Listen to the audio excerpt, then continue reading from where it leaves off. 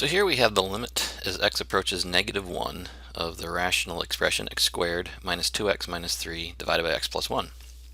We'd like to evaluate this limit numerically, which means we're going to use a table. So let's start by setting up our table. We're going to have a row for x and a row for f of x, that's our function. We need to approach -1 from the left, so we'll start at maybe -1.1, -1.01, -1.001. Those are values that are getting closer to -1 from the left-hand side.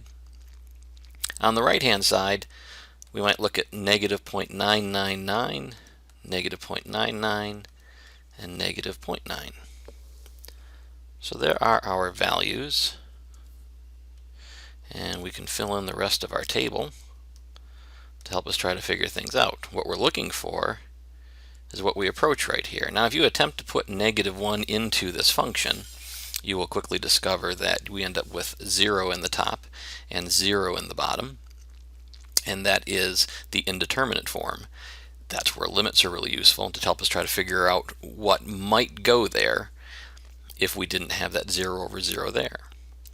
So I'm going to begin by using my calculator, and I'm going to put that x squared minus 2x minus 3 divided by x plus 1 into y1 in the y equals menu of the calculator. And as I do that, I'm going to be careful to make sure that I put the numerator in parentheses, and then I also put the denominator in parentheses. That big fraction bar essentially serves as a type of grouping symbol, and therefore we need to make sure that the numerator is evaluated first, the denominator is evaluated second, and the division is done last.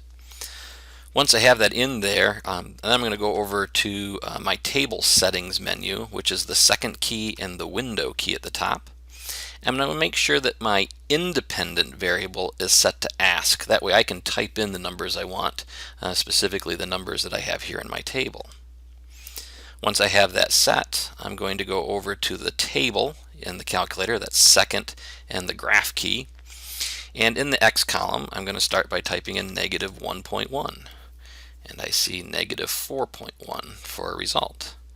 I'm going to type in -1.01, and I get -4.01. I'm going to type in -1.001, and I get -4.001. So on the left-hand side, it looks like we're getting closer and closer to -4. Let's see what happens on the right-hand side. And I'm going to start from the far right, so we kind of approach -1 and get closer with each choice.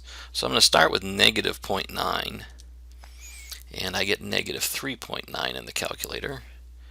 At -0.99, I get -3.99, and at -0.999, I get -3.999. So again, it looks like we're getting closer and closer and closer to -4. So that looks like the number that we can stick in the middle here. To write this out more formally, we should write the fact that the limit as x approaches -1 of x squared minus 2x minus 3 divided by x plus 1 is equal to -4.